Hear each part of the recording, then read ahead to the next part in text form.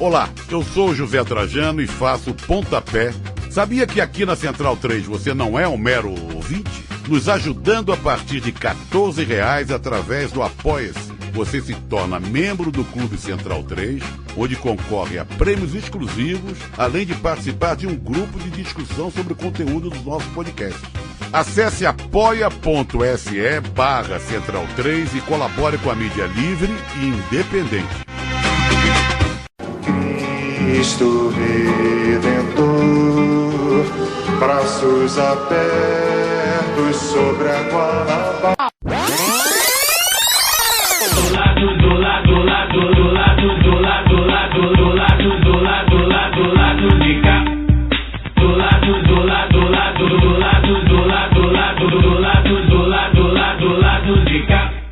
Olá, ouvintes da Central 3. Hoje é quinta-feira, dia 4 de junho de 2020. Meu nome é Alcísio Canete e sejam bem-vindos ao episódio número 151 do Lado B do Rio. Estou aqui no estúdio Fred Hampton, acompanhado dos amigos painelistas de sempre. Olá, Caio Belandi. Bem, bom momento aos amigos ouvintes. Pedir desculpa aqui agora que eu acabei não encontrando aqui o microfone.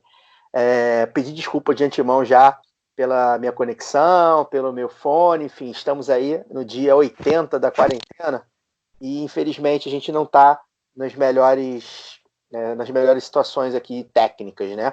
Mas de qualquer forma a gente está tentando dar aos nossos ouvintes um conteúdo de qualidade, inclusive com o convidado de hoje, de antemão, agradecer a presença virtual do meu deputado federal. Tem algumas palavrinhas aqui iniciais para falar. Antes de mais nada, prestar aqui minha solidariedade à mãe do menino Miguel, de Recife. Enfim, um incidente que me deixou muito mal durante o dia. Nessa altura do campeonato, o pessoal já sabe. Quem não sabe, joga aí no Google Miguel Recife. A criança que... Miguel Otávio. Foi deixado... Oi? Miguel Otávio. Isso, Miguel Otávio. A criança que foi deixada para morrer, basicamente, pela empregadora da mãe dele. Um trágico acontecimento que resultou em mais um corpo negro no chão de 9 anos. Joguem aí no Google, quem não sabe o que aconteceu. Eu não vou falar aqui não, porque é muito pesado, eu não quero mais peso, né? Dá aí a dica, né, para a galera que ouve sempre a gente. Revolu Show dessa semana com o professor Alisson Mascaro. Excelente programa, professor de Direito da USP, muito didático, cara que, enfim, sabe falar o que a gente tem para ouvir, um cara radical, um cara com toda uma cabeça por trás da luta revolucionária, da luta pela igualdade. Realmente ouçam o Revolu Show. E, por fim, também manifestar minha solidariedade aos nomes de homens e mulheres que estavam nessa lista de antifascistas aí, divulgado pelo deputado Douglas Garcia, se eu não me engano, de São Paulo. O índex dos fascistas. Isso. Tivemos conhecidos aí com o nome lá, e acho que todo cuidado é pouco. Inclusive, a gente sabe que a gente não deve acreditar nas instituições, mas é bom estar ali do lado de um advogado, alguém ali para saber o que está acontecendo. Então, precisar da gente também para alguma coisa, para divulgação de alguma coisa, ficar ligado, né? Porque a gente está se radicalizando, eles estão se radicalizando e a gente não sabe no que vai dar. E é isso, vamos lá que tem muito programa pela frente. Olá, Daniel Soares. Bom dia, boa tarde, boa noite a todos. Primeira vez que o Glauber veio no programa, eu não pude participar. Eu tinha festa junina da escola da minha filha, era um bom motivo, mas hoje estou podendo participar finalmente da gravação do deputado que eu votei também, né? Então, esse a gente pode dizer que nos representa no Congresso Nacional, e vamos em frente. Olá, Fagner Torres. Olá, gente, bom dia, boa tarde, boa noite. Mais um programa na quarentena, estamos vivos mais uma semana. Agradecer ao Glauber pela presença de bate-pronto, agradecer pela pela brilhante atuação que ele vem tendo. O Glauber realmente é um deputado que nos representa, porque, como eu digo, né, as coisas precisam ser ditas, as coisas têm nome e elas precisam ser chamadas pelo nome que elas têm. E o Glauber é um deputado que costuma dar nome às coisas, né? Ele não esconde.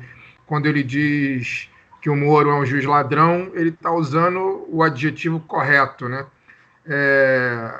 Assim como ele chama o Eduardo Cunha de gangster, ele também está usando o adjetivo correto. Ele não está criando eufemismo que o povo não entenda e que também que melhore, né, que dê um verniz ao discurso. Não, ele está falando as coisas como elas são.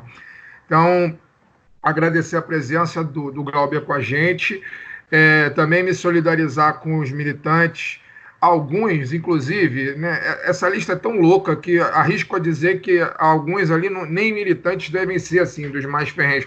Eles simplesmente seguem aquilo que o Hemingway diz, né, cara? Que ser antifascista, na verdade, não é mérito. Ser antifascista é obrigação de qualquer ser humano. Se você é fascista, nem humano você deve ser considerado.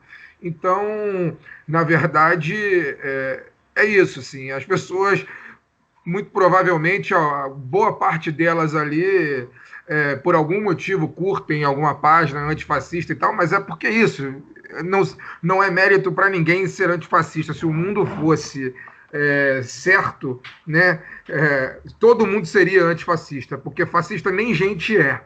Então, é isso.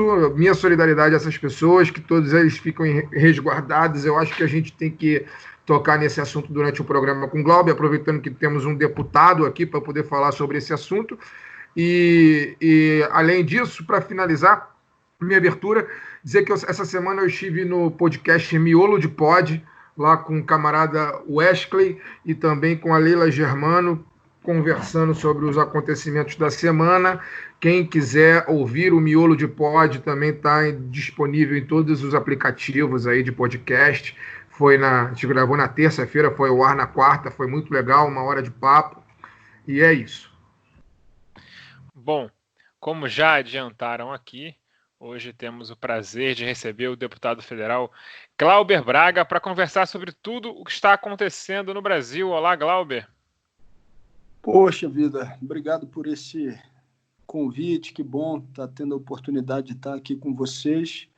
Mas eu estou longe, mas estou perto, né? Porque eu estou sempre acompanhando, quando estou tendo a possibilidade, estou no carro, estou ouvindo vocês, me deslocando de um lugar para o outro. Que bom, já me sinto confortável chegando aqui para esse bate-papo. Bom, Glauber, para começar essa história, conta para a gente como é que foi estar na rua nesse momento importante. Você foi às manifestações em São Paulo nesse final de semana, no domingo, nesse momento onde o neonazismo está se manifestando abertamente, com bandeiras neonazistas, com a guarita da Polícia Militar. E como é que é estar na rua, apesar do risco da pandemia, apesar da necessidade das pessoas se resguardarem? Tá um contexto muito louco, né?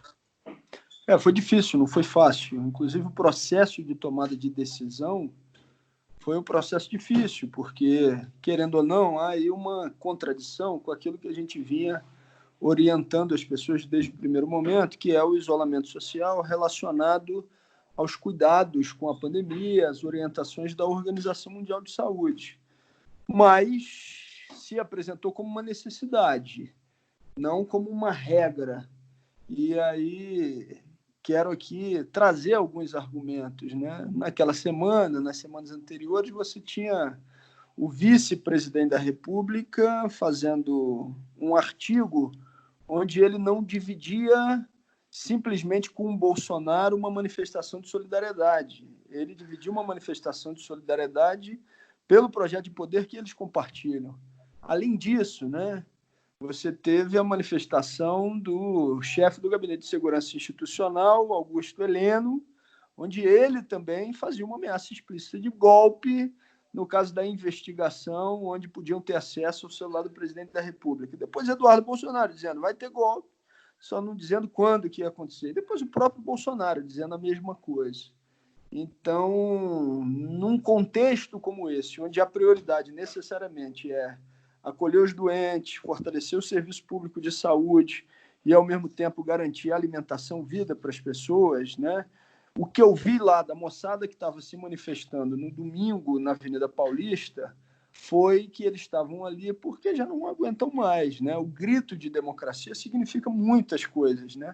Não é só uma significação para aqueles que fazem a defesa do STF ou do Congresso Nacional, da Câmara dos Deputados. O grito de democracia, e eu vi isso lá de muito perto, significa o esgotamento, ou seja, eu não aguento mais que a minha família esteja correndo riscos porque tem um governo fascista que trabalha deliberadamente para não liberar o auxílio emergencial. Eu grito democracia porque eu não aceito mais um governo como o de Jair Bolsonaro, que trabalha desdenhando da vida das pessoas. Então, foi difícil, foi duro, mas te confesso que foi reenergizante por ver um movimento onde tinham até pessoas ligadas a organizações políticas já de mais consolidadas, mas tinha um movimento ali em disputa, né? O imponderável presente e a voz do povo se manifestando e fazendo um enfrentamento que, na minha avaliação, está tendo um papel decisivo na conjuntura. Glauber Fagner falando, quero te fazer uma pergunta, eu não sei se você vai lembrar, mas provavelmente não.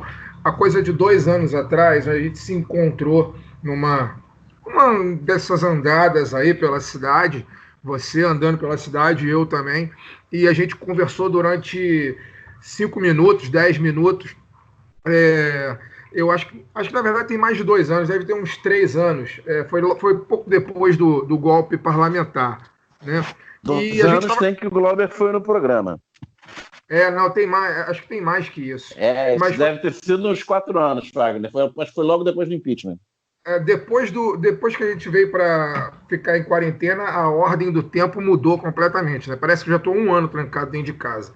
Então, eu não sei, mas já tem um certo tempo, né? E a gente se encontrou na rua e conversando sobre a conjuntura, você me falou uma frase que eu nunca esqueci e que, por mais que eu seja uma pessoa com horizonte pessimista das coisas, eu tenho muita dificuldade em ser otimista nas minhas análises. Você me falou uma coisa que eu achei muito marcante, que foi, você falou para mim o seguinte: Fagner, nós estamos, as pessoas não acreditam, mas nós estamos muito próximo de uma ruptura institucional. Eu não sei se você lembra dessa frase, e eu fiquei matutando essa frase esse tempo todo, e parece que cada semana que passa, ela ganha um novo significado. E eu queria perguntar para você o seguinte: o que te levou a imaginar que, óbvio, a gente vivia uma conjuntura de golpe, né, mas ainda não existia perspectiva de Bolsonaro presidente, não existia a perspectiva desse governo de olavistas, esse governo quase todo militar, né, que eu acho que na cara de pau fica muito claro que os militares estão chancelando, entre aspas, o que ainda resta de democracia, tal. O que te levou àquela análise naquele momento, e você acha que estava certo quando a gente vê o que está acontecendo hoje, essa ruptura institucional, ela está cada vez mais perto? Fagner, então, eu não lembro exatamente dos termos aí da nossa conversa, como é que foi, mas vamos lá. Acho que dá para a gente voltar um pouquinho ao passado recente, né? Para a implementação de uma agenda ultraliberal, a direita brasileira se utilizou de um expediente que é a fomentação do direito penal. Para mim, a Operação Lava Jato foi isso. Antigamente, você movimentava tanque, tropa, não que você ainda não possa movimentar, inclusive para resguardar milícias de extrema-direita, como aconteceu agora há pouco na Bolívia, né? Pelo menos não se envolver para que o golpe se estabeleça como fato, foi o que aconteceu lá, mas prioritariamente, na nossa avaliação, e aí eu falo pelo mandato, a gente considera que os movimentos passaram a utilizar uma parcela significativa do Judiciário e do Ministério Público para a implementação da agenda. E, normalmente, o que caminha na frente são os interesses de natureza econômica, né? Isso que puxa o restante. E a parte das elites brasileiras fez uma articulação de desenvolvimento e ampliação do Estado Penal Policial Punitivo, ampliando para setores que até então estavam resguardados desse tipo de avanço. E a Operação Lava Jato, na minha avaliação, é isso: a implementação do programa ultraliberal com a utilização de parcela do Judiciário e do Ministério Público, com interações que não param dentro do Brasil. Só que quando as elites brasileiras fazem esse movimento de fortalecimento do sistema penal, né, do punitivismo, eles, de alguma forma, estavam fomentando aquilo que foi o desencadear do fortalecimento de Jair Bolsonaro, né? Então, Bolsonaro é também o resultado daqueles que fizeram carinho, cafuné, com essa agenda, imaginando que eles tinham o controle e conseguiriam delimitar até onde ia um movimento de natureza fascista. Se você pegava as primeiras fases da Lava Jato, quase que até o final, onde ela ainda tinha alguma força, quais eram os limites que a Lava Jato nunca ultrapassava? Ela não ia para o judiciário, porque, claro, uma decisão judicial superior podia anular de baixo, então ali o espírito de corpo não permitia que você fosse para cima do judiciário, não partia para cima da grande mídia, além dos interesses econômicos, porque era a sustentação de comunicação da agenda lavajatista, e não partia para cima do sistema financeiro nacional, né? Então, esses eram os limites, né? Porque tinha uma disputa dentro da própria burguesia brasileira. E já disse isso aqui, com interlocução com quem não é brasileiro, mas que tem interesses aqui no território nacional e grandes interesses. Só que aí, o resultado disso é que você via o fortalecimento da principal figura do fascismo brasileiro, da extrema-direita, que é Jair Bolsonaro. Eu pegava avião com ele praticamente toda semana, né? Infelizmente, mas ele voltando para o Rio de Janeiro e indo para Brasília, eu ia no mesmo voo, e eu vi o que estava acontecendo nos aeroportos brasileiros. Quando você pegava aquilo que era a forma como ele era recebido nos aeroportos, quando ele visitava as outras regiões do Brasil, você imaginava num primeiro momento que ia visualizar uma figura, um líder de massa, e aparecia Jair Bolsonaro. Então isso foi sendo gestado. Então não é uma surpresa o que vem a ser a vitória eleitoral de Jair Bolsonaro depois. E na minha avaliação, no atual momento, a gente tem um desdobramento no mundo, né? Também não está acontecendo só no Brasil, entre três grandes blocos, né? Você tem um bloco de extrema-direita, né, que se fortalece no Brasil, mas se fortaleceu nos Estados Unidos, se fortaleceu no Reino Unido. Você tem uma tentativa de respirar do antigo bloco, né, articulação neoliberal, né, que hoje falo mais em ultraliberal, que é a agenda que o Bolsonaro está tentando colocar, mas o antigo bloco neoliberal, a antiga articulação, que é representada no Brasil por figuras como Maia, como o próprio Dória, e você tem um processo de radicalização da política no mundo, onde vai se ampliar a capacidade de espaço daqueles que representam um projeto de esquerda radical. Eu não considero que seja um sinônimo, de maneira alguma, de esquerda sectária, né? Eu acredito num projeto radical popular. Mas eu acho que isso leva, necessariamente, a uma ampliação do processo de confrontação para quem vai se estabelecer como força política dominante na próxima etapa histórica. Então, não lembro de como que a gente começou a conversa, mas esse pensamento que a gente vem discutindo bastante no mandato está, para nós, muito presente ainda nos dias de hoje e no que está acontecendo no Brasil nesse momento. Maravilha. Glauber, gente, desculpa, que eu estava aqui tentando desmutar. É o novo aplicativo. A gente está. Cláudio, eu tenho uma pergunta para você que é bem direta, porque eu acho que você é um cara que. A resposta eu sei que não vai ser direta, mas você é um cara que, como o Fagner falou, você fala as coisas que a gente sabe que são verdade. Você fala do jeito que a gente precisa ouvir, inclusive, né? Para se manter aceso na luta. Há um movimento forte que vem ganhando força de vários setores e de vários quadros políticos e da cultura e da sociedade civil, no movimento pró-democracia, digamos assim, que eu acho que é um pouco difuso ainda, mas que, de uma maneira geral, se coloca contra Bolsonaro. Isso, como o Fagner também falou no começo, ser contra o Bolsonaro e ser antifascista por tabela é obrigação, né? Nós aqui, todos 5, e nossos ouvintes, já são há muito tempo, né? Não é de agora. Eu queria que você falasse para mim hoje, você, enquanto deputado federal, você que está lá nos meandros do Congresso, conhece as instituições às quais a gente sabe que não pode confiar. Você vislumbra, num curto ou no médio prazo, o impeachment de Bolsonaro? Você acha que esse movimento, ou outros movimentos que possam surgir, você acha que há interesse de quem movimenta as instituições em tirar o Jair Bolsonaro? Queria que você falasse um pouco e aproveitasse a resposta, se puder ou se quiser também, já falasse sobre esse movimento aí, essa coalizão aí que você optou em não assinar, desse movimento Juntos, se eu não me engano, alguma coisa assim. Enfim, queria que você falasse um pouco. Eu acho que um desdobramento de saída do Bolsonaro, de impeachment, ele vem a partir da correlação de força social.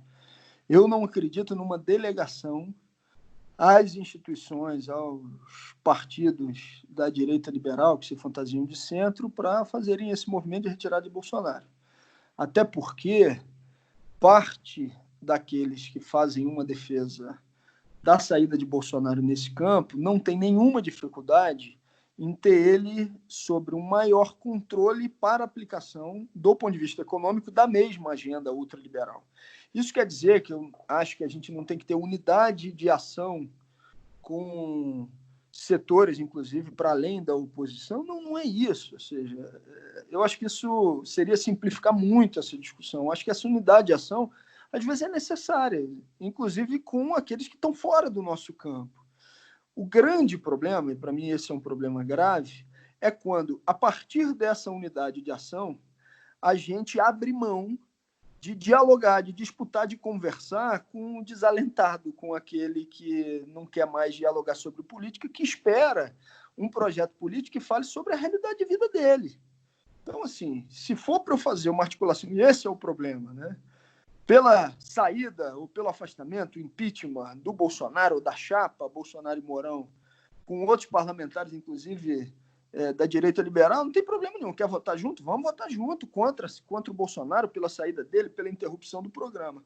Agora, se a articulação vem de um jeito que me obriga a baixar as minhas bandeiras e faz com que eu fique a reboque de uma agenda que abra mão de dialogar com aqueles segmentos que se sentem abandonados, excluídos de qualquer política pública pelo governo Bolsonaro, aí não dá, porque assim, eu não vou ter uma saída, uma alternativa que de fato consiga se contrapor àquilo que é, inclusive, a base de sustentação de Jair Bolsonaro hoje.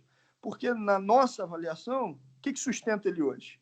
A agenda ultraliberal de desmonte das garantias sociais, reformas, privatizações, um ultraliberalismo submisso, inclusive aos interesses de Washington, uma segunda estrutura de ampliação do Estado Penal Policial Punitivo, que não tem mais a Lava Jato ali, porque teve briga entre eles, mas tem ainda os generais que compõem o primeiro escalão do governo de Bolsonaro, então tem parcela significativa das Forças Armadas, tem a relação direta que ele estabelece com as polícias dos estados e a formação de grupos de milícias.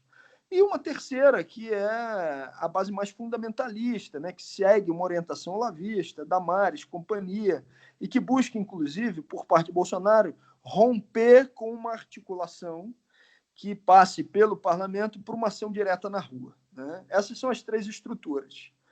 que está acontecendo, na minha avaliação? Bolsonaro prioriza aqueles que têm uma relação de orientação mais olavista. Ele trabalha para fazer com que 30% de admiradores do seu governo se transformem em 30% de militantes fascistas. Do nosso lado, a gente tem 30% a 40%. Só que está vendo um deslocamento daqueles que consideram o governo razoável, na minha avaliação, pode ser para o nosso lado. Nessa dimensão, eu não vejo outra hipótese do que você não trabalhar para também formar militantes antifascistas e, ao mesmo tempo, que tenham a capacidade de defender um projeto de esquerda. E por que isso? Porque uma parcela significativa daqueles que estão no meio do caminho podem vir para o nosso lado, eu não tenho dúvida disso. Quando o Datafolha faz uma pesquisa e pergunta: você é a favor das rodadas de privatizações? De 6 a 7 brasileiros dizem que são contra. Se é a favor da reforma trabalhista, a maioria absoluta diz que é contra. A reforma da Previdência, a maioria foi contra.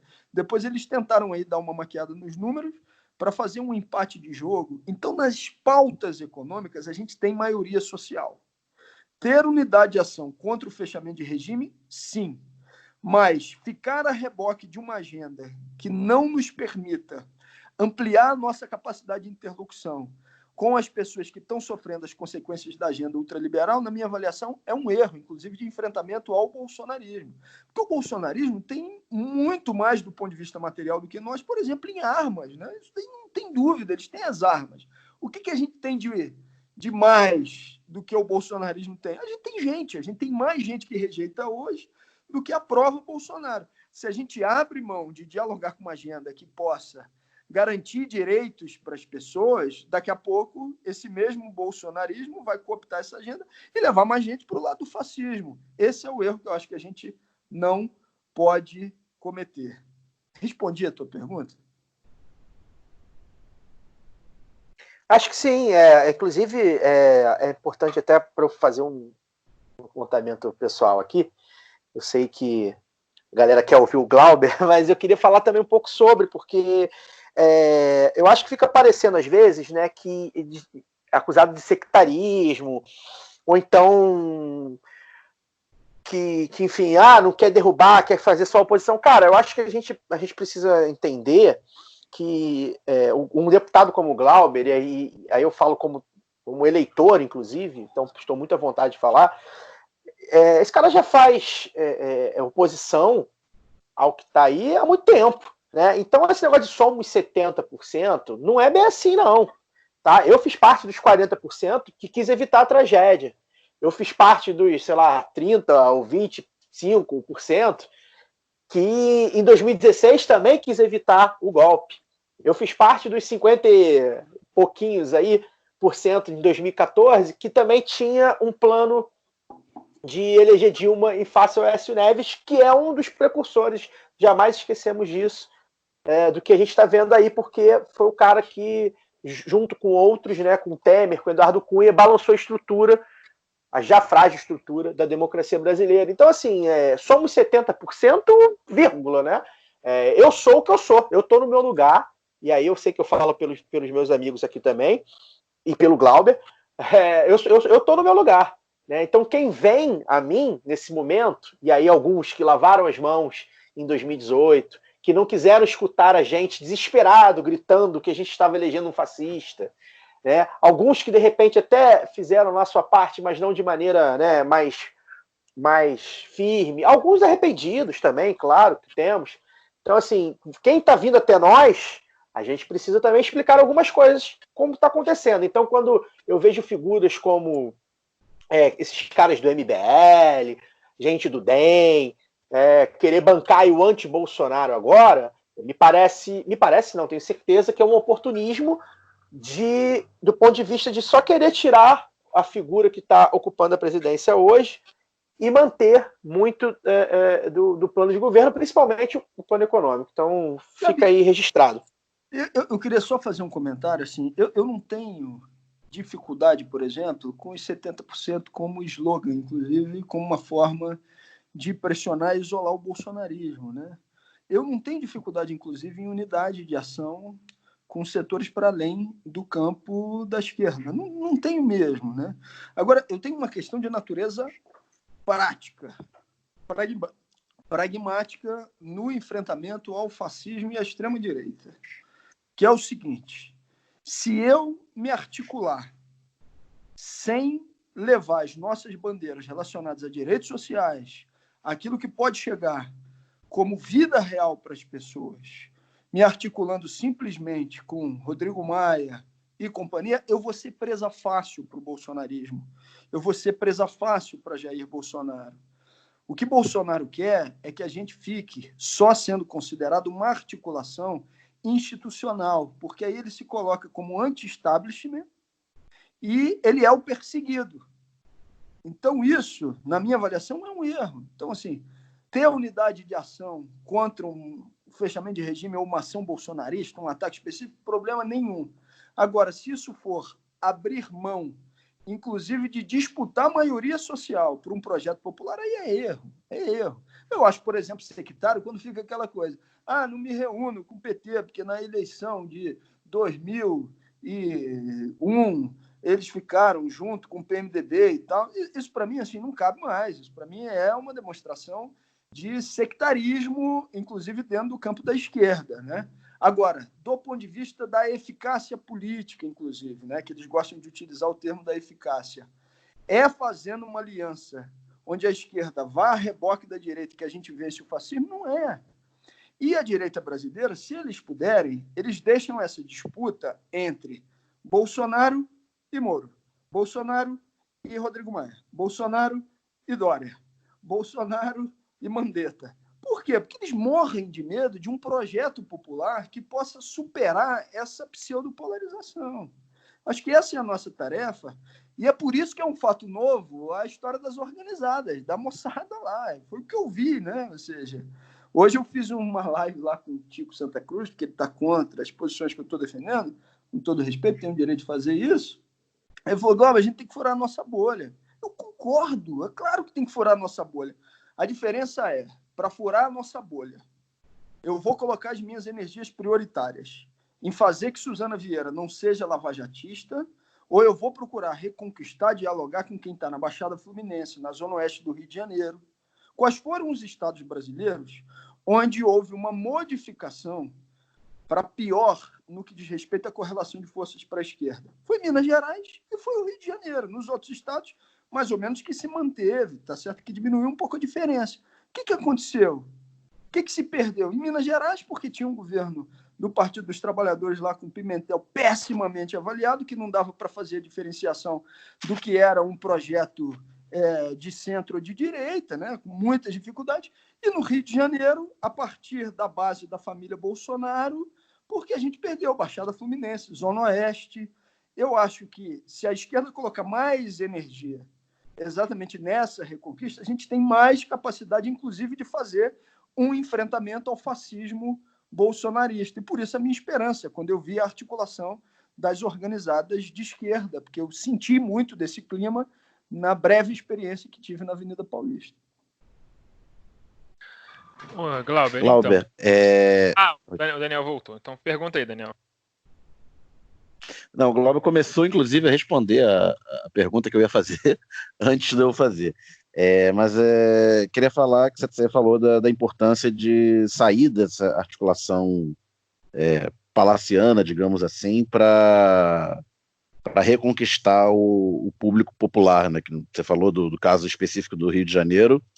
Os números da eleição são assustadores, né? São mais de 60% de votos no Bolsonaro no segundo turno, e se a gente pegar a Zona Oeste e Baixada, esse percentual passa de 2/3, chega a 70% em algumas zonas eleitorais. Na minha zona eleitoral em Campo Grande, foram 75%, eu acho, de votos, foram mais de 70% de votos para o Bolsonaro no segundo turno.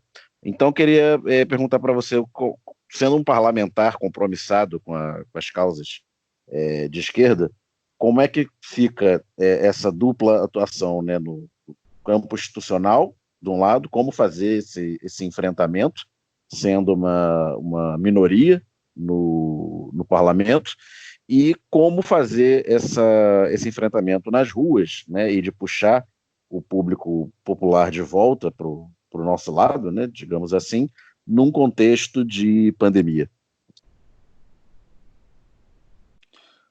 Maravilha. Eu acho que é fazendo exatamente o que nos cabe nesse momento histórico, né? Se as pessoas estão passando fome, se as pessoas estão tendo dificuldade de se alimentar, a gente tem que priorizar a discussão no espaço institucional daquilo que é a necessidade de alimentação das pessoas. Não fez bem a esquerda, não fez bem o pessoal, não fez bem aquela articulação quando o governo de Jair Bolsonaro tenta botar... Porque não começou nos R$200, não. Começou antes, né? Começou antes quando eles queriam que a pessoa fosse mandada embora com suspensão do contrato de trabalho sem receber nada. Fez errado a esquerda quando partiu para cima dessa agenda de natureza econômica e Bolsonaro teve que voltar atrás? Não, fez certo. Fez errado a esquerda quando o governo de Jair Bolsonaro manda uma proposta depois de R$200, a bancada do PSOL apresenta no mínimo um salário mínimo, termina em 600, e para mulheres chefes de família podendo chegar a R$1.200? Não, fez certo.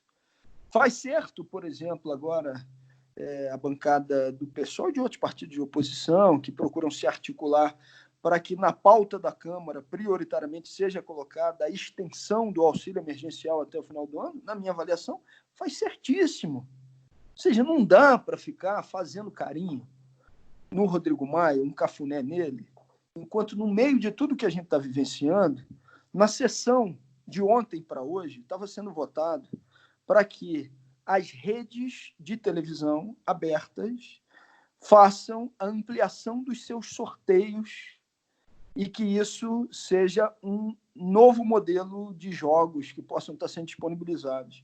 E fora, longe de mim fazer uma análise de natureza moralista disso, né? Não.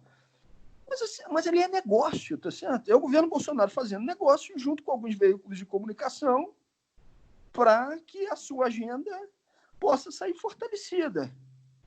Então, eu tenho que ficar naquela história. A Câmara está trabalhando muito, o governo Bolsonaro está trabalhando pouco. Não, pelo amor de Deus, o papel de um partido, de um parlamentar de esquerda, é puxar para a esquerda, né? É dizer, está trabalhando muito coisa nenhuma. Não dá para votar uma matéria dessa nesse momento e não ter ainda tratado aqui do auxílio emergencial, das pessoas que estão morrendo. Não dá para tratar de uma matéria como essa e se amplia nas unidades prisionais brasileiras as pessoas que têm coronavírus, e eles não querem nem botar em debate o projeto que o nosso mandato apresentou com o mandato da deputada Talíria, né, que é para prevenir o coronavírus nas unidades prisionais. Não dá para dizer, o parlamento está trabalhando muito em nome de defender essa institucionalidade, enquanto o projeto que a gente apresentou também para garantir direitos para as pessoas em situação de rua, inclusive com a possibilidade de que no momento da pandemia vagas em hotéis e pousadas fossem utilizadas para que pessoas em situação de rua pudessem ficar ali, aquelas que fossem dos grupos vulneráveis e pagas posteriormente pelo poder público, eles nem aceitam colocar em votação. E aí, em nome do fortalecimento do Maia, para ele não ficar fraquinho, eu não tenho que fazer a crítica interna a isso? Não tenho. Então, assim, qual que eu acho que é o nosso papel institucional? Bajulador do Rodrigo Maia, em nome do que seja a defesa da institucionalidade, não falta na Câmara. Tem um monte lá, né? Ou seja, você liga a sessão de manhã até de noite, é bajulação, bajulação, bajulação. Não precisava da esquerda para fazer isso.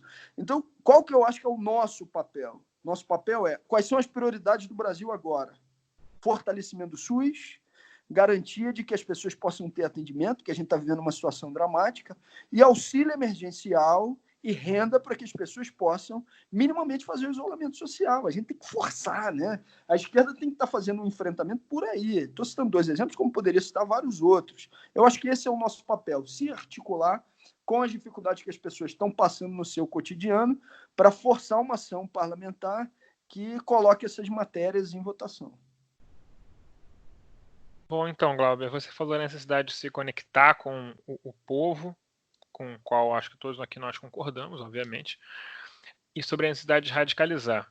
E aí, quando a gente fala sobre isso, aí vem a pergunta, né, sobre o auxílio emergencial.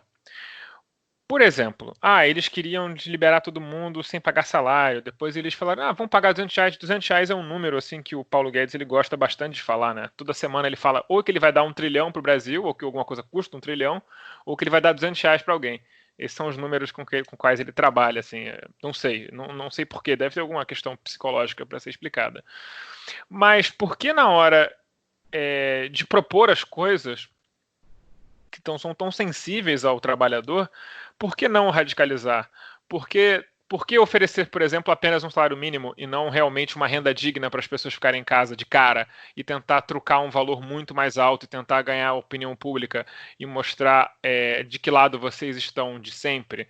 Por que não atrelar a situação da pandemia a um grande projeto de saneamento básico? O Brasil é um país que tem um déficit absurdo de saneamento básico. Por que não aproveitar a oportunidade para tentar, digamos assim, o imponderável dentro do jogo do Congresso? Então, o nosso projeto máximo é o socialismo, né? E não há ilusões da minha parte que o projeto máximo se conquista com pequenas modificações ou reformas a partir do próprio sistema. Mas também é verdade que a atuação institucional pode fortalecer a luta pelo socialismo ou, pelo contrário, pode enfraquecer a luta pelo socialismo. Então, numa matéria como essa, assim, você faz a política e a disputa pelo possível, porque está na vida das pessoas, mas você propõe mais, e inclusive você levanta a discussão do mais. Dou exemplo. Na matéria do auxílio emergencial, eu não tenho esperança que o Maia, num primeiro momento, paute, mas eu fiz a apresentação, já fiz antes da pandemia, agora a gente fez uma adequada à pandemia, que é da garantia de emprego e renda, que ficou chamado como projeto do pleno emprego, que é o Estado como empregador de última instância, né? Que tem como objetivo tirar do papel do trabalho um favor, como se ele fosse um favor do mercado, estabelecendo o acesso ao trabalho como um direito, né? Isso também não é uma discussão nova, tem acontecido em outras partes do mundo. Uma parte da equipe lá do Bernie Sanders nos Estados Unidos, inclusive, trabalha a partir dessa orientação, mas a gente apresentou, né? O mandato apresentou, já tinha apresentado antes da pandemia, apresentou agora um projeto específico para a pandemia nos mesmos moldes, a bancada acompanhou, apresentou em conjunto. É que às vezes a gente não tem os canais suficientes, a não ser vocês, claro, e aqueles que também têm esse compromisso, né, para divulgar as nossas iniciativas e colocar elas no debate nacional.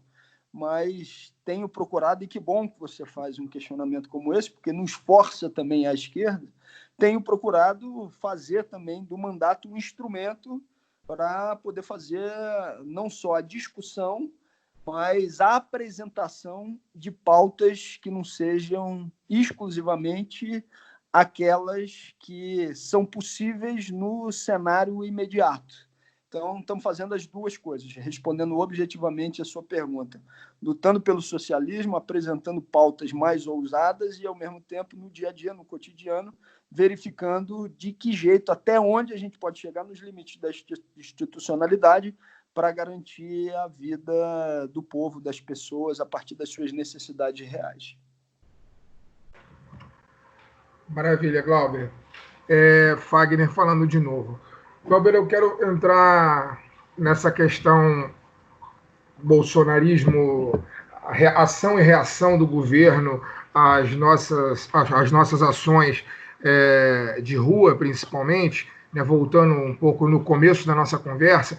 Ontem você fez uma postagem que, na minha opinião, ela é lapidar sobre o momento que a gente está vivendo. Você postou no Twitter o seguinte: circulam mensagens dizendo que Bolsonaro quer aproveitar qualquer ação no domingo para dar o golpe. As minhas perguntas são: se eu recuar, ele recua? Não. Se eu recuar, ele avança? Tudo indica que sim. Então está decidido, não recuarei. Eu acho lapidar o que você escreveu. Agora, na sua opinião, essa lista que surgiu de ontem para hoje, nós acordamos com essa notícia, né? Lista de perseguição a militantes não, a pessoas, a seres humanos antifascistas, né?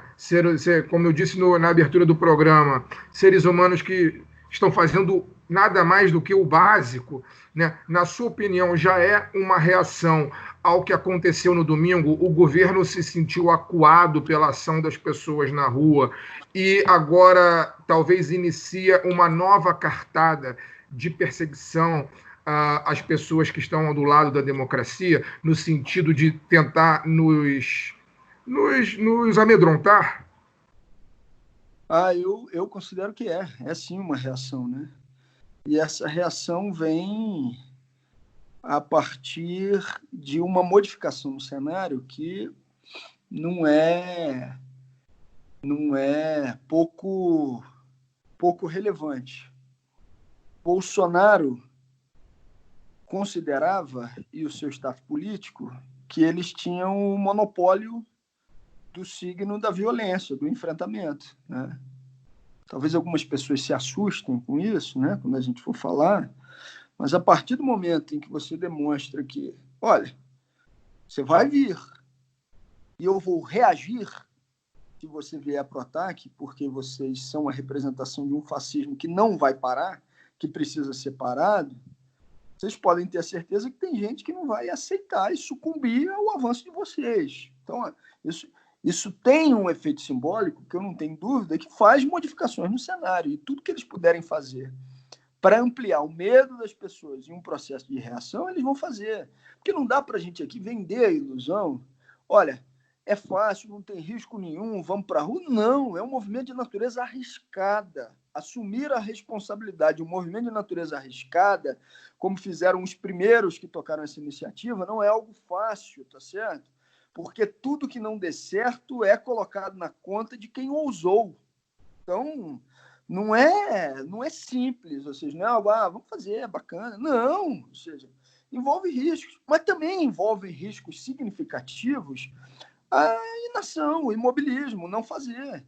Até, vamos aqui fazer uma retrospectiva bem recente, até a manifestação antifascista no domingo, na Paulista, qual era o discurso prioritário dentro da militância que tem alguma, nem militância, quem tem alguma relação orgânica com a esquerda, seja no Facebook, rede social, ou até participando de alguma organização? Era, não aguento mais, não adianta abaixinado, não adianta manifesto, não adianta nota de repúdio.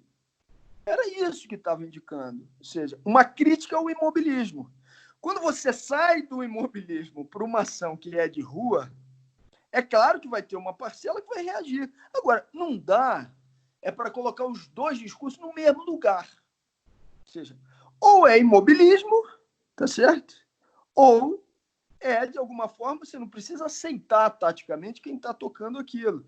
Mas você não pode também demonizar a ação de quem está fazendo daquele jeito, porque está procurando sair do imobilismo.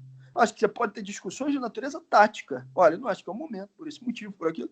Não vejo problema nenhum isso dentro do nosso campo. Qual é o problema lá do que escreveu o Luiz Eduardo Soares? Não é porque ele discordava taticamente do movimento que começou e do que vai acontecer no domingo, porque isso eu acho que a gente tem que ter liberdade para discordar. O problema é que ele constrói uma narrativa com o seguinte argumento: olha, não sejam bobos, Bolsonaro está para dar um golpe, e se vocês forem para a rua, a culpa do golpe é de vocês. Espera aí, alto lá, Luiz Eduardo Soares, aí não, com todo respeito, tá certo? Não. Se tiver fechamento de regime, o responsável por isso é Jair Bolsonaro. Nem eu vou apontar o dedo para Luiz Eduardo Soares para dizer o culpado é você, que não saiu de casa, que ficou no imobilismo, então, porque eu também não vou ser irresponsável, ele tem uma tática diferente e imagino que a coisa pode ser tocada de outra forma. Eu não sou o dono da razão, ainda mais, e as pessoas que estão tocando essa movimentação não são donas da razão, ainda mais num movimento que envolve um conjunto de riscos. Agora, se eu não vou dar essa apontada de dedo para ele, não faz o movimento inverso, tá certo? De dar a pontada de dedo para cá, porque senão a gente vai ter que fazer uma reação não a ele, a pessoa, a figura, né, por quem eu tenho respeito, mas aos argumentos, a partir de uma discussão política, tá certo? Fraterna, porém dura, que foi isso o que aconteceu. Só para ponderar aqui, fica aí a pergunta, se você acha que não pode sair na rua porque senão vai ter um golpe, precisa dar golpe? O golpe já está feito. Complementar, se você acha que não pode sair na rua porque vai ter um golpe, esse argumento não serve só para hoje. Esse argumento serve para hoje, serve para amanhã. Ou seja, é um argumento que delega às instituições toda a decisão do que vai acontecer, e é um argumento que diz: espere ou as eleições ou uma decisão que não passe pela mobilização popular. E o povo que foi para a rua nos Estados Unidos, dizendo que vidas negras importam, delegaram as instituições para fazer o movimento que estão tocando lá? Não fizeram isso. Eu queria que você falasse um pouco, Glauber, como é que você, enquanto um líder dos melhores, né? A gente te enche de elogio aqui, Glauber, mas é porque realmente a gente se vê representado em alguém na democracia burguesa, digamos assim, falida, realmente é muito simbólico, tá? Mas a gente não tá puxando teu saco, não. Queria que você falasse Fico honrado. Queria que você falasse um pouco como é que você está vendo aí os movimentos nos Estados Unidos, né? Tem uma fala de Fidel Castro na década de 60, o Kennedy ainda era vivo, ele dizendo que o Kennedy viria o capitalismo sendo questionado e uma revolução nos Estados Unidos antes do regime cubano, da revolução, ter uma contra-revolução, né? E tá aí, tá quase acontecendo. Queria que você falasse como você vê esse movimento nos Estados Unidos, né? A gente sabe que é um contexto diferente, mas a gente sabe também que a luta antirracista ela é uma luta anticapitalista, né? E os Estados Unidos, me parece estar, pelo que a gente vê aí, pelo que a gente ouve, tensionado a isso, né? Acho que parece que a galera lá chegou num limite, e aí sem querer fazer comparações, né? Só realmente tentando analisar a questão externa. A galera chegou num limite lá que não querem arredar o pé, querem ir para a rua, não acreditam mais na instituição, não acreditam mais na justiça. No momento em que o discurso contra os negros e os latinos, e, enfim, igualzinho aqui, o discurso fascista se acentuou lá também, né, com o Trump. Queria saber se você acha que é um bom espelho, se acha que é um bom diálogo. Como é que você está vendo esse tensionamento todo nos Estados Unidos? Bom, primeiro isso, né? Ou seja, não dá para ter luta socialista, luta anticapitalista, que não seja também luta antirracista, né? E claro que me enche de emoção, né, e de esperança quando eu vejo aquele que é o homem mais poderoso, pelo menos que tem a estrutura mais poderosa do mundo, na hora que o povo se organiza e na hora que o povo parte para cima, ele teve que ir para o subsolo da Casa Branca, tá certo? Então, assim, isso é de uma demonstração simbólica e prática para tudo aquilo que a gente pode vir a viver e que já está vivendo, que eu não tenho dúvida que exerce uma enorme influência também sobre o que está acontecendo no Brasil. E esse é um dos medos que tem o governo de Jair Bolsonaro. Eles têm um medo imponderável. Não à toa, eles sempre criticam e ficam com medo das movimentações que estão acontecendo no Chile, das movimentações que estão acontecendo no Equador, e que aconteceram no Equador há pouco tempo, né? Lá no Equador, a mesma coisa, né? Ou seja, num dia o Moreno estava dormindo tranquilamente no Palácio Presidencial, no dia seguinte ele tinha que estar correndo para Guayaquil. Então, assim, quando tem mobilização popular e de massa, né, as estruturas do capital, elas ficam abaladas, né, as estruturas do capitalismo. Então, eu vejo com uma esperança grande o que está acontecendo lá, inclusive que tenha influência e motivação no Brasil. E eu dizia isso, que o governo Bolsonaro ele tem medo disso, ele tem preocupação com isso, que o que está acontecendo lá seja também algo que venha acontecer no Brasil. Não à toa eles falam, não temos que importar coisas de outros países para cá, os antifascistas são terroristas, né? Já como uma tentativa de blindagem, de ampliação do movimento do lado de cá, né? Ou das ações do lado de cá.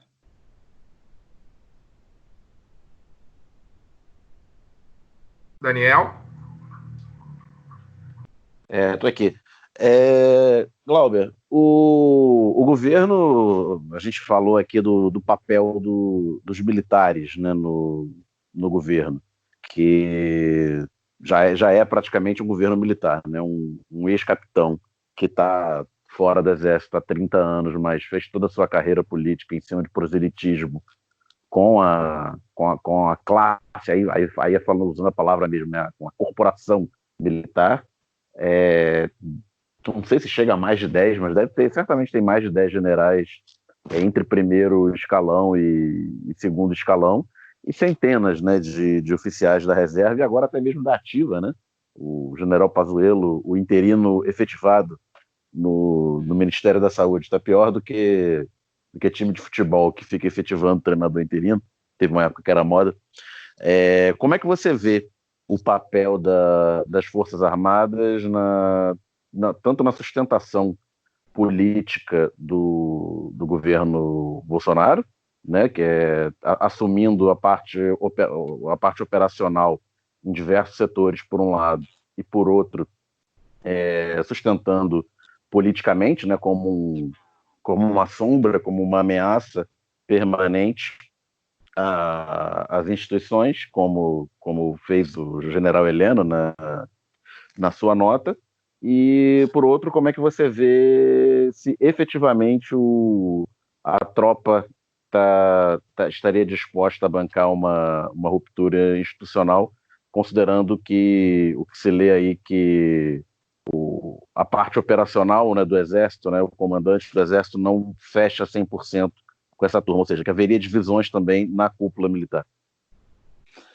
Então, sim, eu acho que tem uma estruturação ali, né? Das 3 estruturas que a gente citou aqui, tem a de ampliação do Estado penal, policial, punitivo, e os generais militares que estão fazendo parte do governo, no primeiro escalão, eles, sem dúvida nenhuma, têm apelo, têm força dentro das Forças Armadas, né? Eu não negaria isso.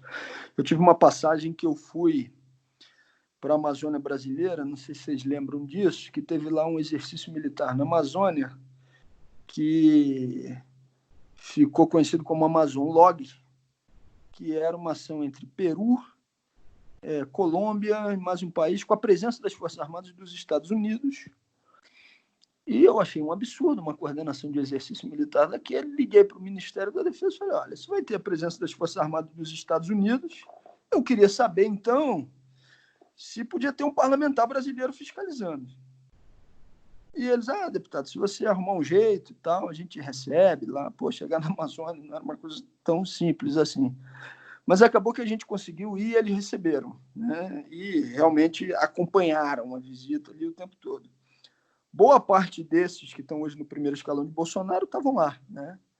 E eu tive oportunidade, inclusive, de dialogar, saber o que pensavam, entender um pouco da lógica deles. Então, são figuras que têm influência dentro das Forças Armadas. Eu acho que não dá para tapar o sol com a peneira.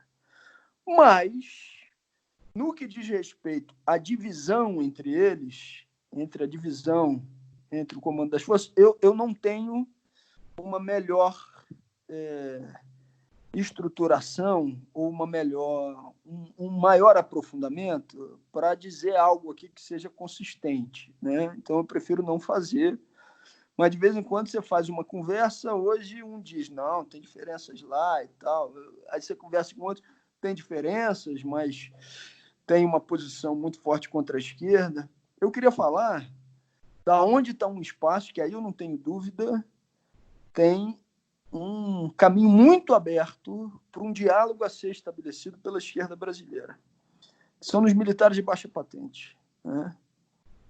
Graduados, praças das Forças Armadas. O governo de Jair Bolsonaro manda uma reforma da Previdência e de melhoria de rendimentos, onde ele atende aos generais e abandona praças e graduados que são a grande... Voltou aqui, gente, que entrou a ligação. Voltou, estou ouvindo normal. E ele abandona praças e graduados que são as baixas patentes, que são a maioria nas Forças Armadas, né? Então, num cenário como esse, e a insatisfação foi enorme, eu estava nessa comissão, e eu acho que tem um diálogo ali que foi aberto e que precisa ser continuado. Eu não acho que, como uma estruturação do discurso de esquerda, nos fortaleça mais um processo de demonização do que a representação das Forças Armadas, porque aí é jogar tudo no colo do bolsonarismo. Eu acho que tem um espaço de disputa esse que passa por essa interlocução entre aqueles que, inclusive, historicamente elegeram Bolsonaro, mas que foram abandonados, né, deixados por ele, que preferiu beneficiar só aqueles que estão no topo da hierarquia militar. Isso deixou fraturas importantes, e eu acho que a ampliação desse diálogo pode ser um contraponto relevante inclusive para aqueles que acham que do comando de Jair Bolsonaro sai uma adesão unânime das Forças Armadas brasileiras. Eu acho que a coisa pode não ser bem assim. Bom, Glauber, a gente está vendo aí que lideranças da rede, do PT, do PDT, do PSB, Cidadania e PSD, do Senado, assinaram uma carta conjunta pedindo que a população não vá aos protestos contra o governo durante a pandemia. A gente também tem lido que, por exemplo, em São Paulo, o Gilmar Tato, que vai ser o candidato do PT, parece que desagradou tanto a ideia de tê-lo como candidato à Prefeitura de São Paulo, que boa parte da militância do PT está disposta a fazer campanha para o Guilherme Boulos, que é o candidato do PSOL. Você acha que as esquerdas que se negarem às ruas e tentarem ficar abraçadas a uma suposta ordem institucional podem correr o risco de perder completamente as suas bases nesse momento de crise por causa da sua inação? Então, primeiro assim, né, dentro do espaço do próprio PSOL, as candidaturas ainda vão ser definidas, né, pelo processo congressual que vai acontecer, né?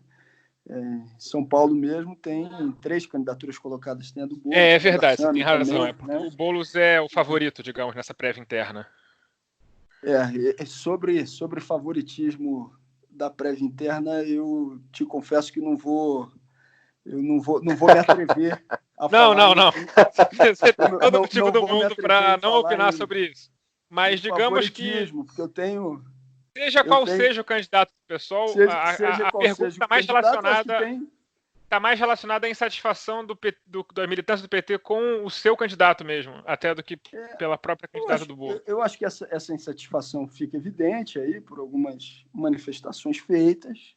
Eu me coloco cioso em falar para aquilo que é a articulação e movimentação dos outros partidos políticos, né? Ou seja, acho que eles fizeram lá a sua deliberação, mas, ao mesmo tempo, acho que aquilo que a gente está falando aqui no programa, que é uma campanha que tenha o objetivo de derrota ao fascismo, tá certo? E de enfrentamento à extrema-direita, vai ser a tônica da eleição municipal. E, assim, acho que tem que ter sectarismo para isso? Não, acho que a gente tem que trabalhar por campanhas que sejam não sectárias, mas que tenham a capacidade de um programa popular. Se colar na agenda ultraliberal, não tem campanha popular que resista, porque a agenda ultraliberal não combina com campanha popular. E tem que ser a campanha que tenha a capacidade também de ser radical no sentido de ir à raiz, né? No sentido de ir à raiz.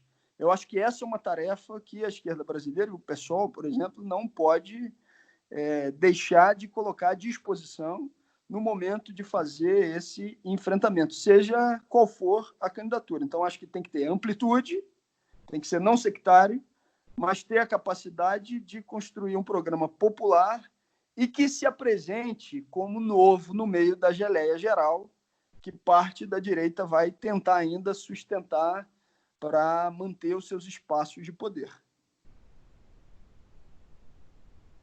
Glauber, Fagner falando de novo, e com relação ao seu futuro breve político, você está determinado a continuar a seguir no mandato de deputado federal, ou você pretende entrar na corrida eleitoral para alguma prefeitura, talvez a sua prefeitura natal, de Friburgo, ou até para o Rio de Janeiro? Eu já vi nomes, já vi gente que clama pela sua candidatura. Eu seria um grande entusiasta se acontecesse.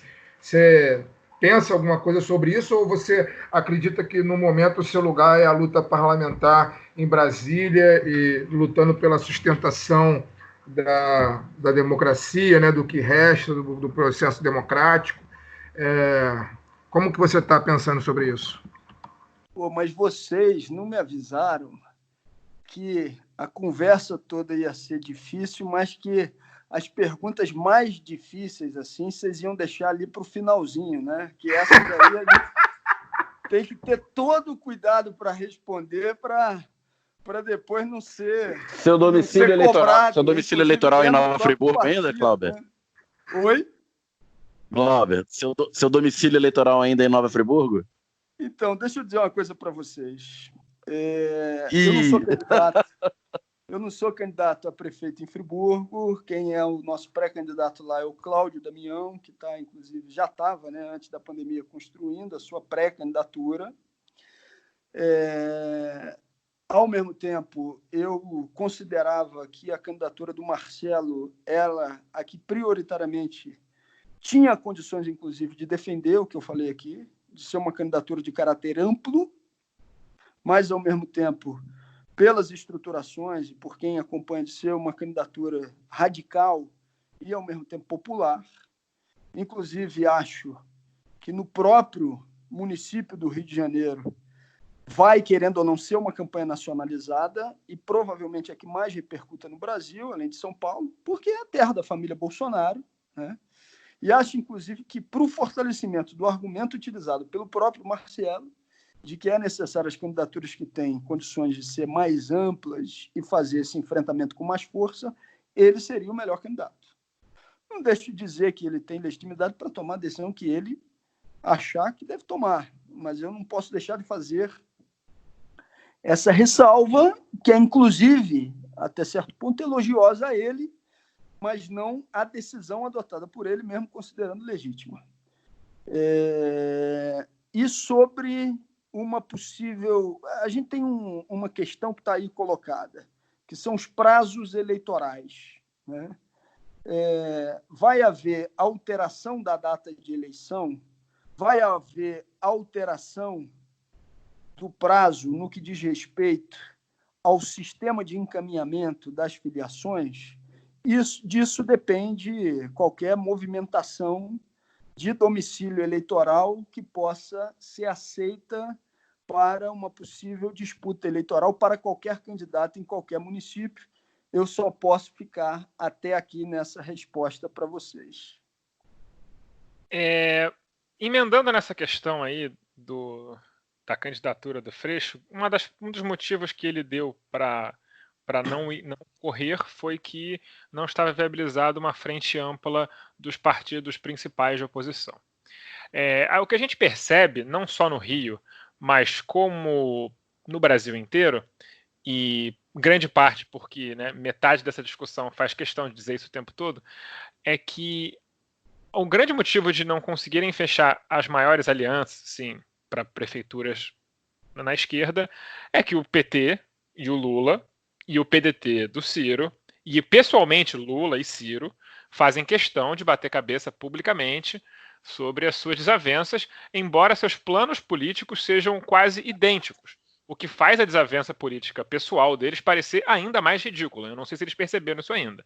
Especialmente o Ciro, que ainda gosta de falar palavrão porque deve achar que ganha voto de bolsonarista assim. Você acha que eles vão tomar umas 2 cervejas e deixar essa besteira para lá? Eu, sinceramente, assim, posso rasgar o verbo? Acho que essa não é a prioridade, assim. Não é o que eu gasto o meu pensamento para saber se vai acontecer ou não. Acho, inclusive, que não. Acho que está caminhando para não acontecer, porque, assim, cada vez que o Ciro pega o microfone, ele fala coisas que são para inviabilizar qualquer movimento desse tipo, tá certo? De uma aproximação nesses termos. Agora, independentemente do que seja a percepção e o movimento deles, do que o Ciro vai fazer, do que o Lula vai fazer, a pergunta é... Minha mãe estava me ligando aqui, voltei. Independentemente do movimento que eles vão fazer, ou seja, dá para construir alianças... Voltei de novo, gente? Voltou. Entrou a ligação de novo. Dá para construir... Dona Saudade está preocupada. Está preocupada, está aqui me ligando aqui. Dá para construir alianças que mantenham uma estruturação de natureza política, com eles, inclusive, que inegavelmente têm uma liderança fortíssima em relação àqueles, inclusive, que seguem não as suas orientações, mas que de alguma forma, tem neles uma referência, dá para construir uma aliança no Brasil que consiga compatibilizar. E aí eu queria repetir isso aqui. Um projeto popular não sectário e, ao mesmo tempo, radical, porque aí eu acho que a divergência está em outro campo, né? Eu acho que para você falar em unidade de ação contra o fascismo, você não tem que excluir. Você não tem que excluir os partidos do campo de oposição à esquerda, desde que você tenha preocupação de que você estabeleça ali limites da sua atuação. Então, processo de exclusão, não. Agora, se eles vão sentar para tomar uma cerveja e para definir o que, do ponto de vista político e eleitoral, vai acontecer, eu acho que não. Pelo menos, ao que tudo indica, não. Inclusive porque foi feita, na minha avaliação, uma aposta política do próprio Ciro em conquistar ou reconquistar uma parcela do eleitorado que está ainda muito atravessado por um antipetismo, né? Que muitas vezes pode descambar por um reacionarismo. O antipetismo, para mim, normalmente descamba para o reacionarismo, mas acho que o Ciro procura fazer um movimento de conquista de um campo perdido, ou seja, então acho difícil que eles consigam compatibilizar por aquilo que o Ciro projetou como prioridade dele. É o que me parece, mas não tenho nem aproximação ou delegação política de nenhum dos dois no cotidiano da vida deles para poder responder por eles essa pergunta.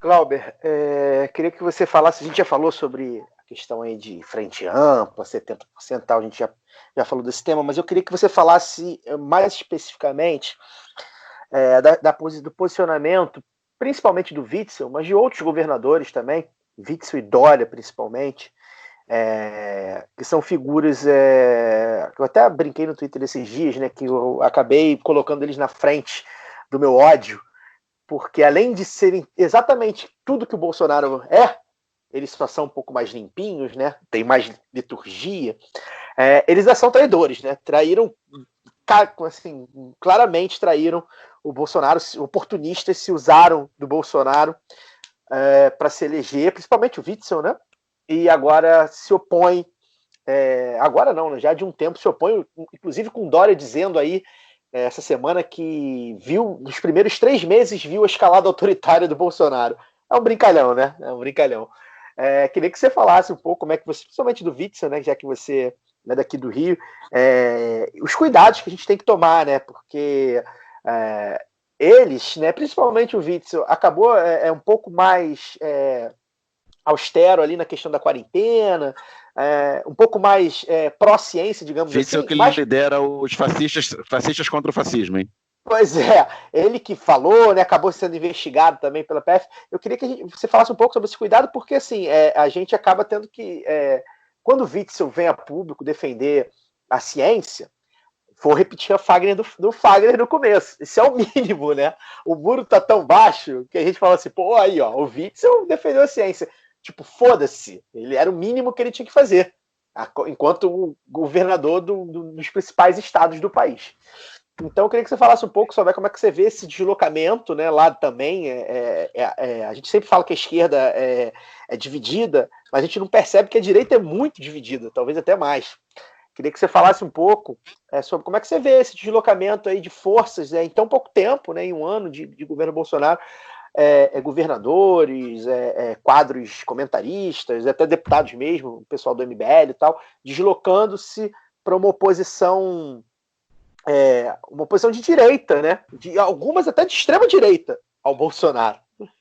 E complementando, Glauber, esse questionamento do Caio, você vê relação entre a operação da Polícia Federal contra o Witzel e o afrouxamento das medidas de segurança da quarentena contra o coronavírus, ou você acha que é só uma questão de asfixia financeira dos estados, premeditada, obviamente, pelo governo federal?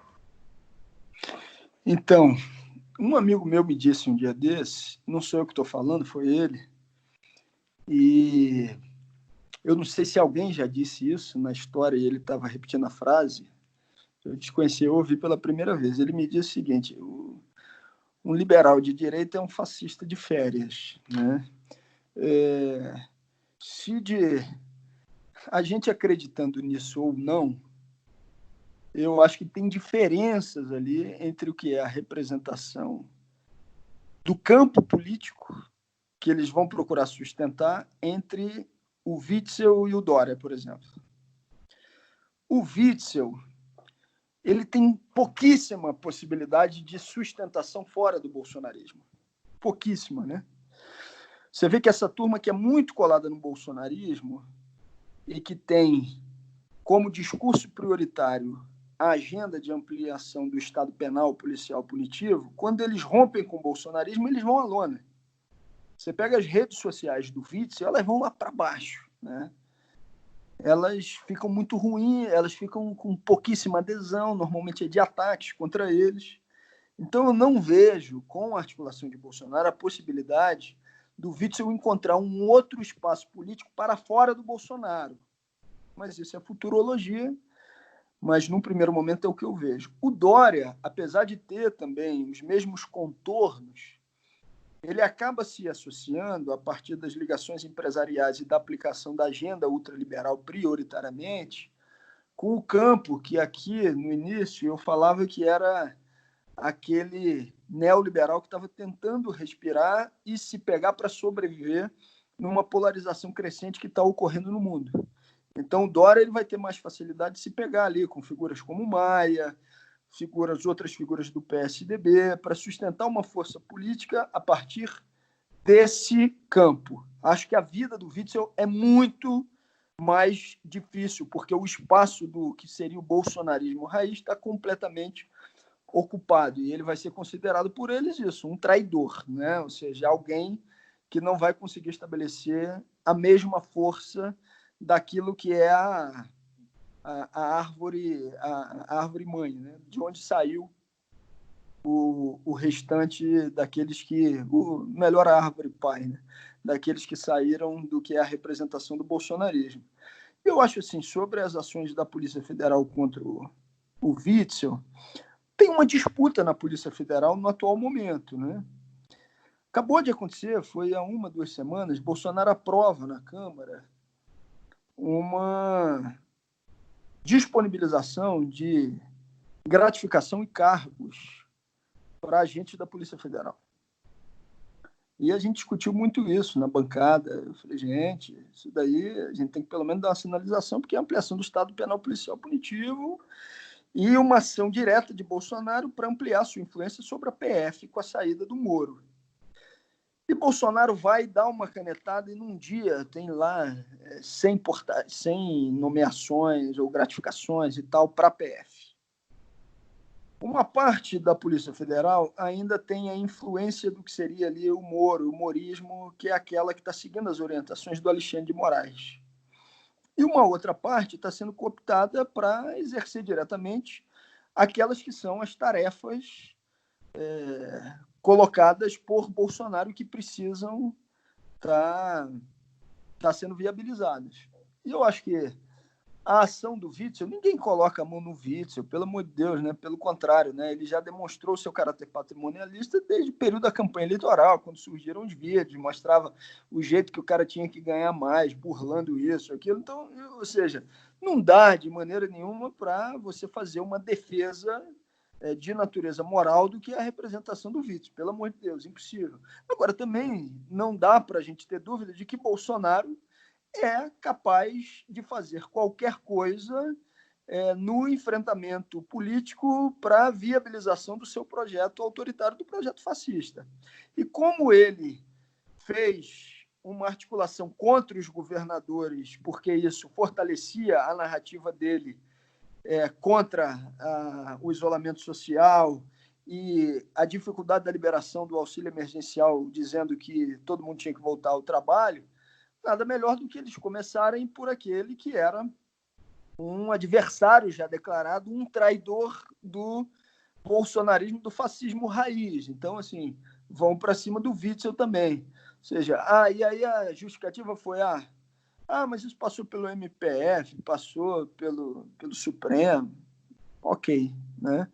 Mas isso diminui as ações de Jair Bolsonaro para implementar também uma polícia política? Não tem dúvida que não, né? Ou seja, a Polícia Federal nunca vai ser neutra, ela tem que ser orientada por uma política, né? O problema é que agora ela está numa disputa por Bolsonaro para ser orientado para ser uma polícia política fascista e para atender aos interesses prioritários do próprio Bolsonaro, na blindagem, inclusive, da sua família.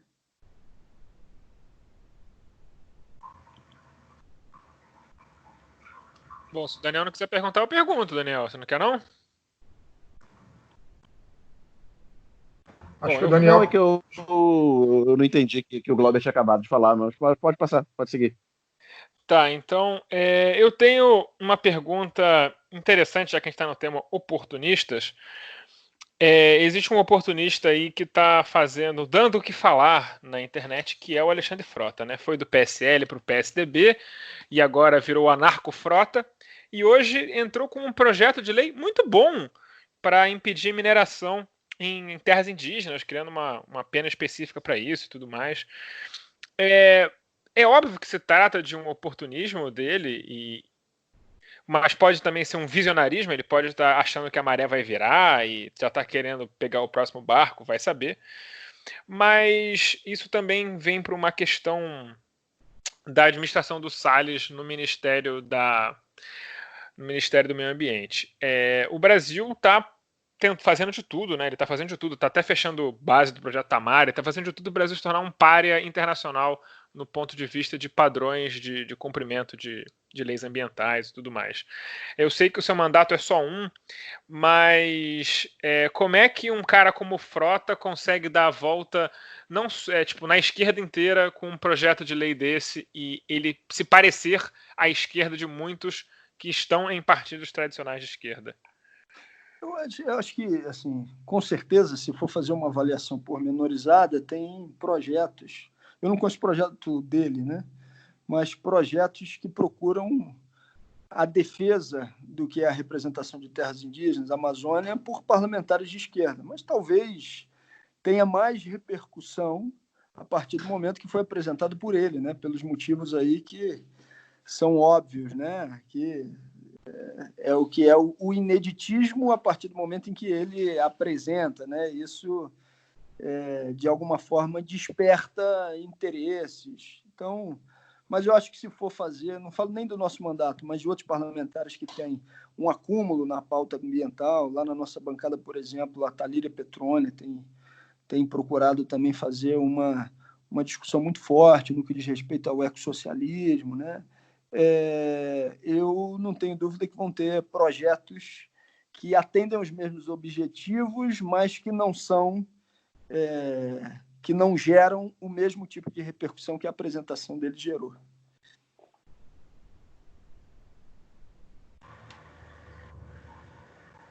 Vai, Alcísio. Ele já respondeu uma pergunta. Você quer que eu pergunte outra coisa? Eu pergunto. Não, tem muita coisa não. para Não sei. A gente está com 1h30 de programa já. Não sei se eu tenho mais uma pergunta importante, que foi uma coisa que que lá atrás, quando a gente estava querendo trazer o Glauber de volta, antes de tudo isso acontecer, era que eu ia fazer o programa centralizado nisso.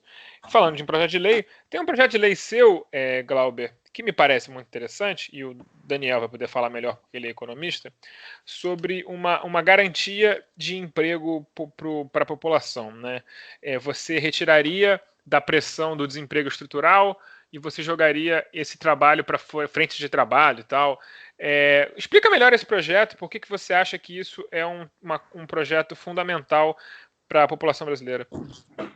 É uma proposta que trata do Estado como empregador de última instância, tira do poder do mercado a determinação de que o emprego é, no final das contas, um favor a ser concedido pelo patrão, pelo empresário, né?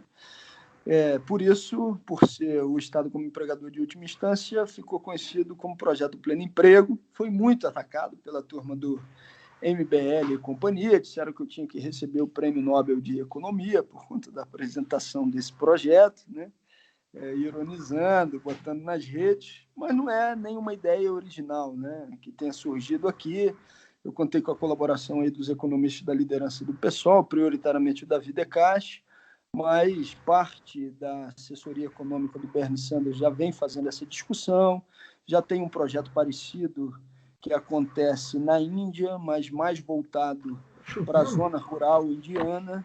Basicamente, o que a proposta faz? Ela diz que criamos um fundo onde você coloca à disposição 2% do PIB para, gerido e orientado pelos trabalhadores, garantir emprego em todos os municípios brasileiros, com a análise que já é feita pelo IBGE em mais de 3 mil municípios, da quantidade de desempregados, né? Então, se você tem 10%, você vai ter uma quantidade X de recursos para que as pessoas possam ser empregadas e contratadas diretamente numa orientação de um Conselho Nacional que teria presença não só prioritária, mas marcante dos trabalhadores. A gente não quis fazer um conselho de conciliação, não. Foi um conselho dos trabalhadores exatamente para botar essa agenda na roda. Basicamente, esse é o projeto. Os contra-argumentos utilizados é que ele poderia ser gerador de inflação. A gente tem todos os argumentos para dizer que não, né?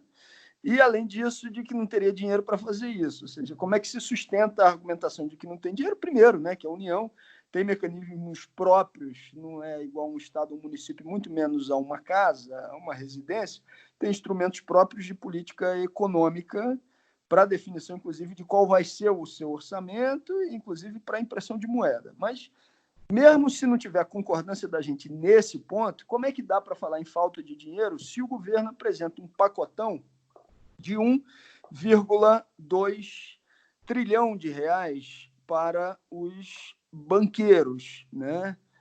Tem uma discussão dentro do campo da esquerda se isso era necessário ou não. Uma parte vai dizer que era, porque tem que atender os correntistas, e se quebrar o sistema agora, o prejuízo maior vai ser para aqueles que têm menos.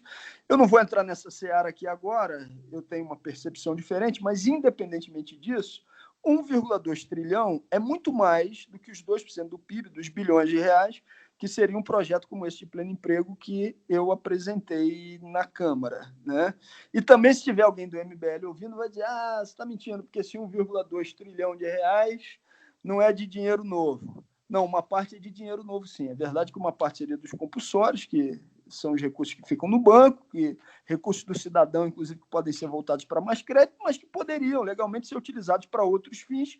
E, além disso, tem dinheiro novinho, que foi a autorização dada na PEC 10. Para quê? Para que o Banco Central compre títulos dos bancos privados no mercado secundário. Isso é dinheiro novo, ou seja, então, dizer que não vai ter recurso para tocar um projeto de garantia de emprego não nos convence. Só comentando rapidamente aí em cima do projeto do Glauber, né? A questão é bem simples, ele é tão atacado pela direita e tal, porque ele elimina a figura do Exército Industrial de Reserva, né? Que é os desempregados desesperados para conseguir qualquer renda, o que regula o salário para baixo, né? Você faz com que o trabalhador aceite um salário muito baixo, porque a alternativa é o desemprego e a miséria. Então, se ele tem um salário, um emprego garantido com um salário digno, o preço do trabalho sobe, né? O preço do trabalho, no caso, é o salário dos trabalhadores. E de forma, só para dizer que isso não é impossível, né? O Bolsa Família, lá atrás, de forma muito mais tímida do que esse projeto se coloca, né? Ele foi um regulador da linha de miséria, né? Então, o trabalhador recebendo aqueles 100 e poucos reais, 200 reais, sei lá, uma coisa muito mínima para ele não morrer de fome, já fazia com que não se aceitassem trabalhos degradantes a preço ridículo. Então, eu cheguei a ouvir, há coisa de 10 anos atrás, ali no finalzinho do governo Lula, né? Gente reclamando que antigamente, assim, abre aspas, né? Antigamente você conseguia o chapa, né? Chapa é aquele cara que descarrega caminhão, né, nas entradas das cidades, né, nos acessos às rodovias. Você com 10, 20 reais você conseguia um chapa para descarregar um caminhão.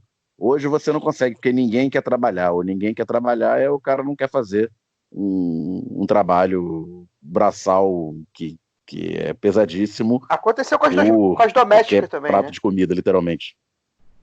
Não, é a mesma Aconteceu coisa. com a- Quando com a você Adriana. garante que a pessoa não vai.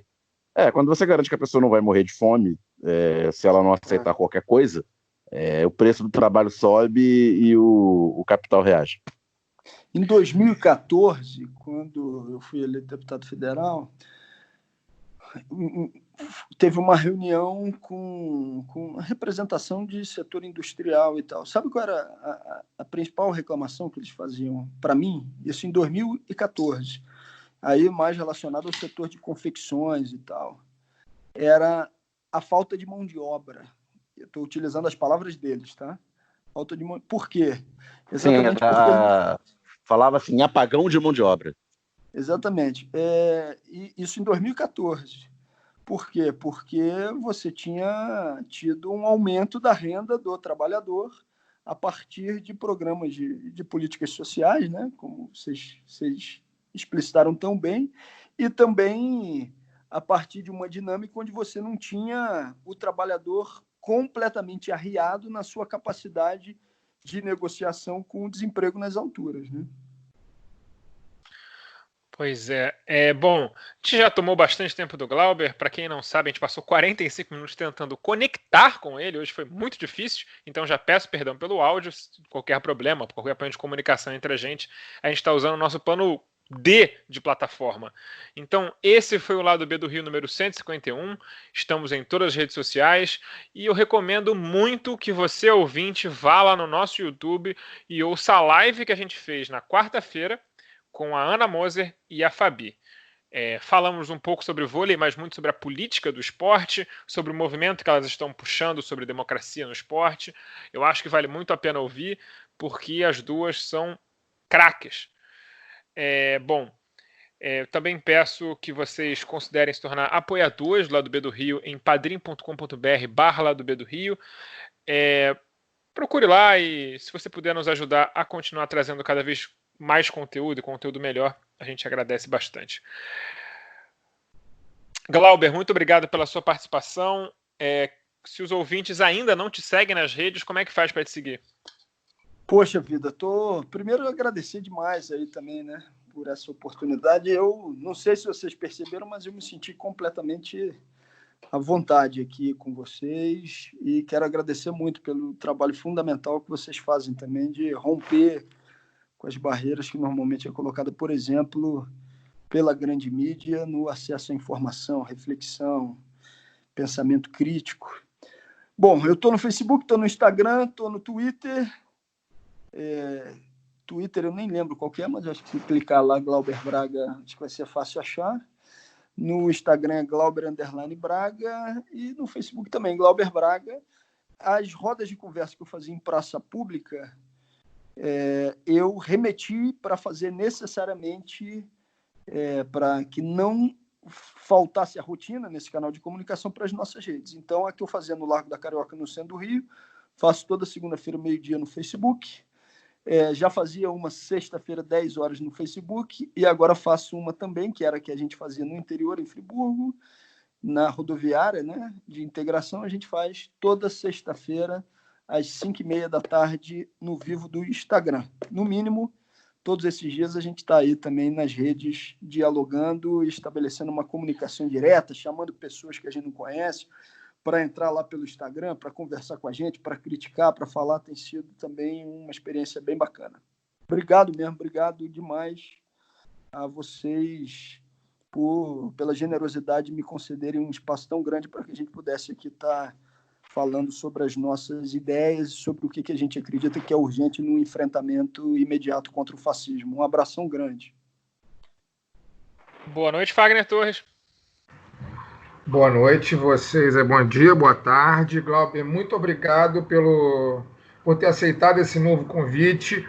Você sabe que a casa está sempre aberta aqui para você, você poder falar o que a gente acha que deve ser dito, né, cara? Eu não tenho dúvida que não é à toa que você, embora já tenha visto, obviamente, mas você não está entre os deputados do campo da esquerda que eu vejo com mais frequência dando entrevista na grande mídia. Não, eu acho que tenho absoluta convicção que não é à toa. Não mesmo. Né?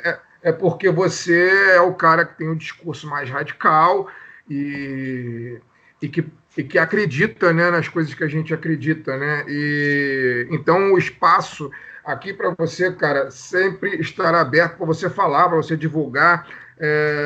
Assim que essa pandemia passar, a gente espera que passe rápido, embora o horizonte não seja dos mais agradáveis.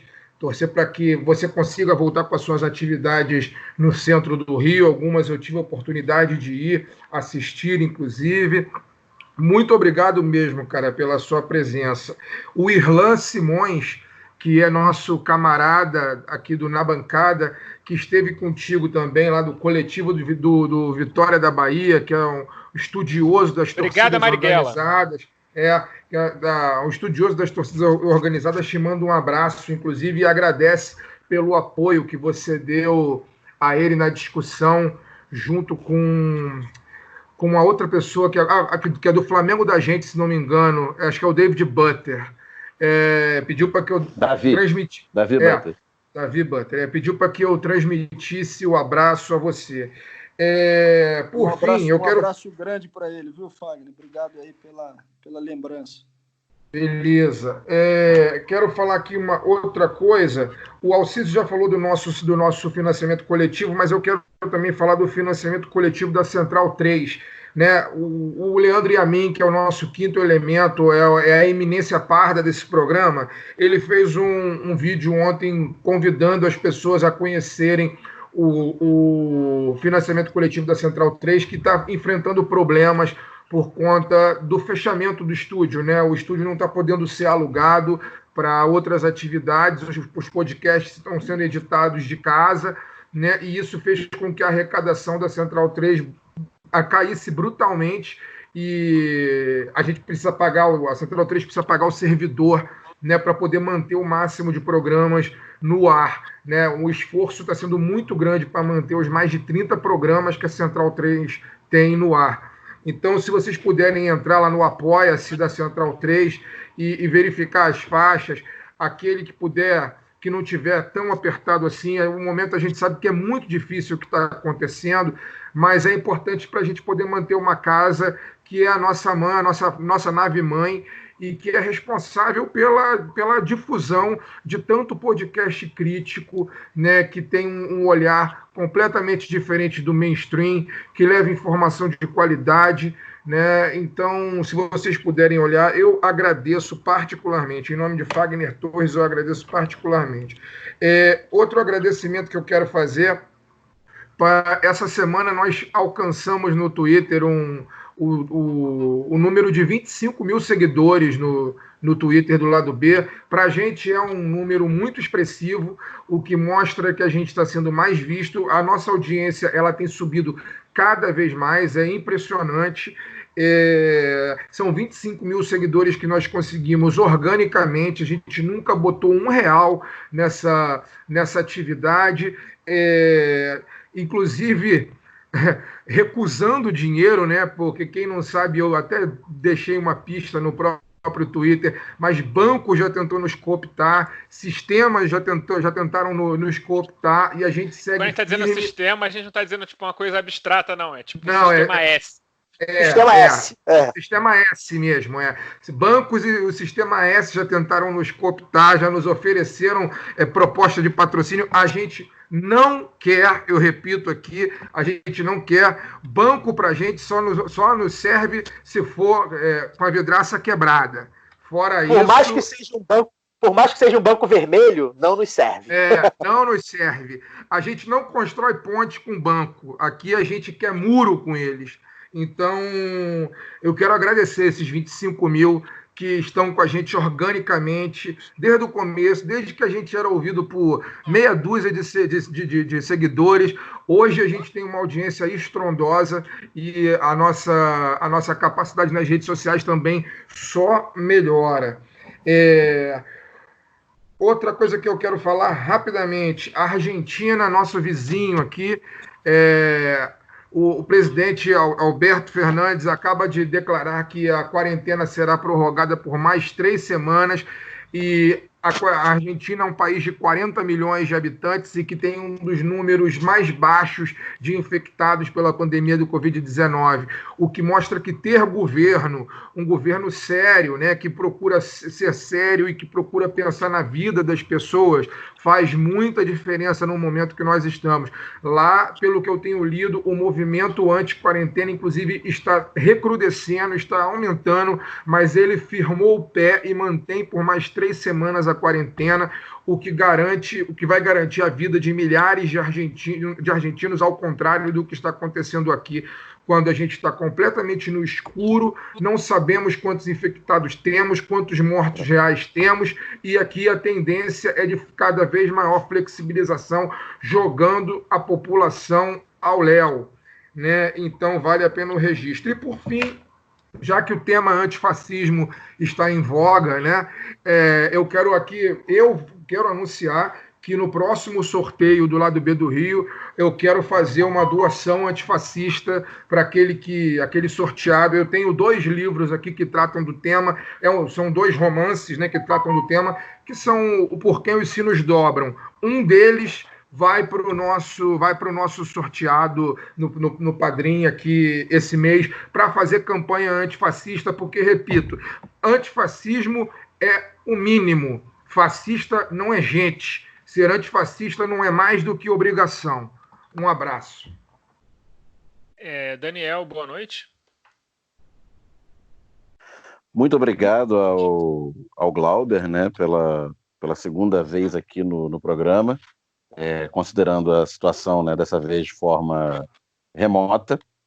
E já que foi citado aí o en passant, o Flamengo da gente, e essa questão antirracista, né, que tem se colocado nesses últimos dias, o grupo lançou a Frente pela Igualdade Racial e tá pensando uma série de atividades nessa área.